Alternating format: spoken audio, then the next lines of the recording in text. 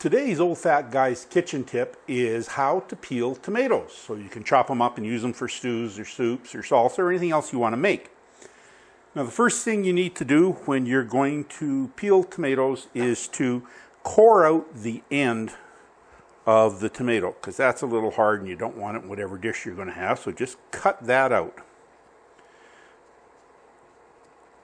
And then you're going to take a big pot of boiling water and you're going to put the tomatoes in the boiling water. Don't put too many in because they'll cool it down. I don't like to go 4 to 6 medium ones is about all I do at a time.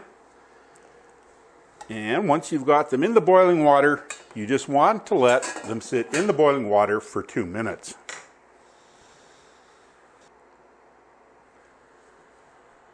Now that the tomatoes have been in the boiling water for 2 minutes, we just want to take them out and put them in a bowl of ice water so they're cool enough for us to handle.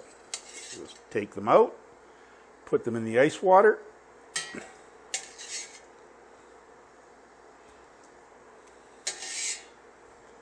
And there we go. Now just let them sit for a few seconds. It doesn't take long. And then you'll find that as you take a tomato out, the skin just peels off so easily.